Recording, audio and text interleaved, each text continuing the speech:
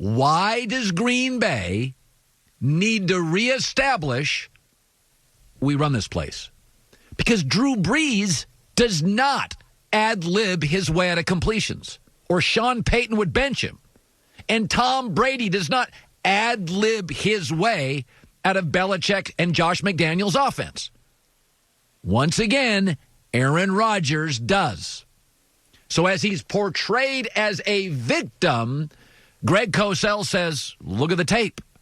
And for the record, Cosell said this, I think, 3 years ago. May have been 4. We ran the tape a dozen times. We kept going back to this. That Greg was like, there's plays open. Aaron wants to do his own thing. So very interesting. Because I think the idea that you need to establish we run this place, I'm like, what? Nobody else does that. But no other quarterback does what Aaron does. It's the same reason occasionally, very occasionally, I have to reestablish Dad runs the house. So here's your curve for you. Hit it. Okay? Here's the rules. Hit it. Got to clean the dishes. Hit it. If you don't, for about 3 days straight, time to reestablish. So I don't think it's a crazy theory. I think Cosell's on it again. And this is why Matt LaFleur said, time out, bro. I'm not going into a second year with you just doing your own stuff. Nope. Our offense, our franchise. So what are the advantages, let me segue to this, of having power and money and being lucrative? Is, Facebook can kind of do what Facebook wants. They don't have to rely on others. And Amazon can kind of do what Amazon wants. I saw this story. SEC football is very good. Best conference easily in college football. SEC Commissioner Greg Sankey said yesterday, quote, if there's a couple of programs that aren't able to play, does that stop everybody? I'm not sure it does. We just want to stay connected and remain important. He went on to say he doesn't know if all 11 states that represent the SEC will be on board, but he thinks they will, and they're going to have a college football season. And it got me thinking. There's 130 college football programs. There's small schools, there's state schools, there's independents, there's all sorts of them. There's gigantic programs. There's barely making it programs. There's the Naval Academy. Not all of them, all 130, are going to be able to play college football. I mean, if you're a program near New Jersey or New York, you're dealing with something entirely different. The state of California, our governor, very liberal, does not care about football, especially college football. The SEC doesn't need anybody else. It's a self-sustaining business.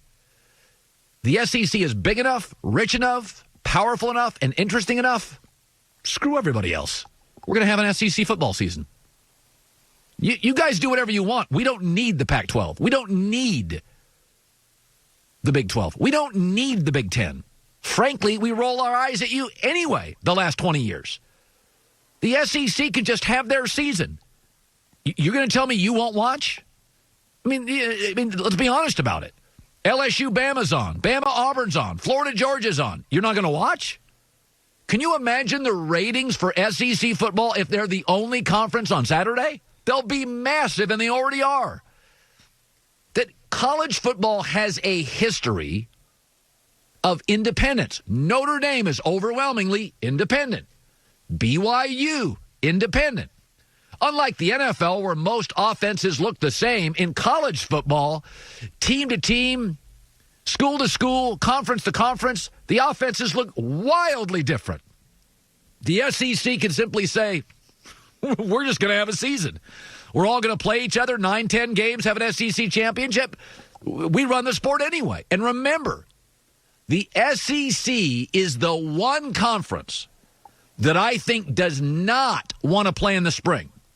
So there have been suggestions, serious suggestions, that you can move college football to January, February, March. The SEC does not want that. Why? Because the SEC has the most NFL-level athletes. Why would an NFL-level college football player play in March, bang up his knee, and not be able to get healthy 3 weeks later for the combine? So the SEC knows we got 70, 60 NFL guys in this conference. Bama, Auburn, LSU, Florida, Georgia, they got a lot. We do not want to be playing in March. No way. Guys get hurt. They can't get healthy for the combine. So you're going to have a lot of kids in the SEC say, why in God's name am I going to play in March? The draft's in April. Combine's in March. So they're the one conference has no interest in that spring stuff. And we know this, that college football's got a history of independent thinking and independent operating. The SEC doesn't need anybody else. You think they care about the Pac-12? They laugh at the Pac-12. You think they care about the Big Ten? They roll their eyes even at Ohio State. So I think this is very interesting. If you look at the footprint of the SEC states, you've got mostly conservative governors who are going to be on board schools opening up.